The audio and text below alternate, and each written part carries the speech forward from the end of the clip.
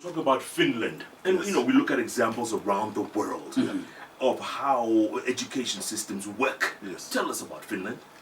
In Finland, incidentally, the approach is what we call phenomenon-based education. Now, what they do is that they try to relate learning extremely to give children local experience. And children spend very few hours in school. I think it runs from around 9 to about 4, and then children go home to play. So there's a lot of room for them to be creative, because you see, when we talk of innovation and creativity, it means you put somebody in an environment where there are things that excite them. And then you give them inquiry questions and give them room to use those questions to manipulate the environment. So then it means you give somebody an opportunity to be creative and innovative. Use the environment to make it better. No stress of homework. No. No extra tuition. No, that is not. Finland, Jalas.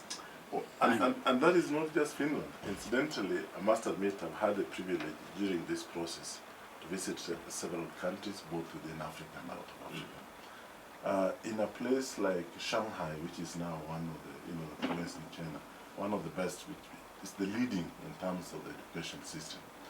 Another thing that they do is that they give teachers an opportunity. Teachers who teach a specific subject, they would meet almost on a monthly basis, a few hours in a month, to discuss the challenges they are faced in whatever they do, and come up with solutions that are shared. They share experiences, and that means they are given enough opportunity and time to go and do that. So in our system, as much as we are not coping, we also give teachers a little of flexibility. Give them an opportunity to interact among themselves, because that way then we share experiences and we learn more. Incidentally, we learn by engaging, not only by reading all around the clock, where you go to school and the teacher is struggling to cover the syllabus. Because if you don't finish your syllabus, you're in trouble. Absolutely. Because at the end of the year, when you start the new year, you'll be looking at your column. And that's what the head teacher will be asking you. Can you justify your column? Or like at Nyangoma Boys, the teacher leaves his jacket by the chair and you don't see him for the rest of the term. Or one teacher walks in and is the teacher for everything.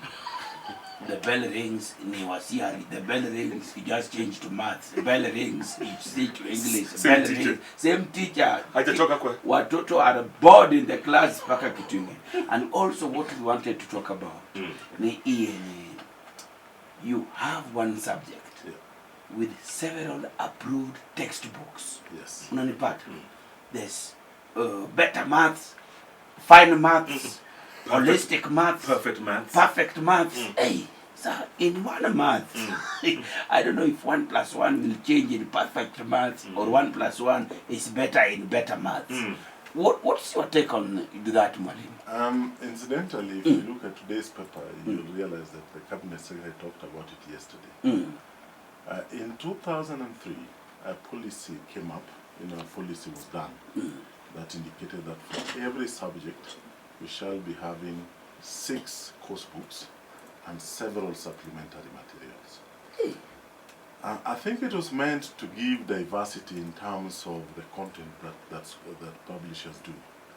Now, in countries where government provides curriculum support materials, that is books and other materials, they only use 1 course book, and then you have other supplementary materials, because the government really cannot buy, even if you're very rich, 6 books in 1 subject for all the subjects. So that is, we already got an instruction, we got a letter from the ministry that we need to get 1 approved course book for each of the subjects, and then we can have several supplementary. Those ones now you can buy if you feel you need them. I don't think it is a bad idea, because you will agree with me that education is very expensive. Parents are burdened. And to be very honest with you, if you see a child going to Form 1, you'll see them given a list of books that they're supposed to buy. Now, what is not, I think, in my view, smart enough, that list is given, you'll find like 4 books in maths, and you already have a prescribed price list and where you're supposed to go and buy it. I think you see that is not. I mean, it doesn't Kuna sound. mtu anakula na publisher, Isn't it na cartels? anakula na bookshop, anakula na nini. Yes. So now, can you imagine now, like Alliance? You went to Alliance? No, to St. Mary's. St. Mary's. You went to the president in the same school. Can you imagine how many children are there at St. Mary's?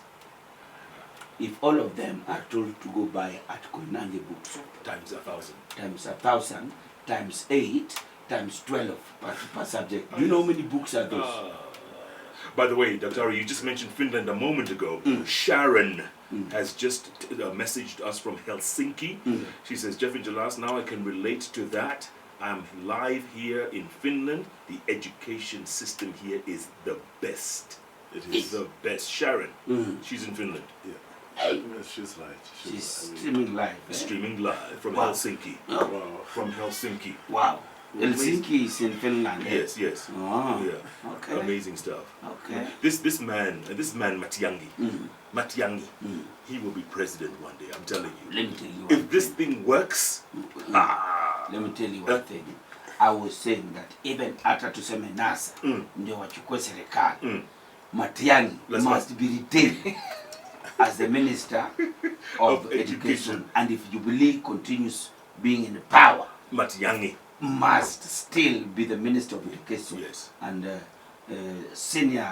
senior cabinet secretary. Yes. And advisor to all other cabinet secretaries. You're now rocking with the best, man. It's the Hot Breakfast with Jeff and Jalango.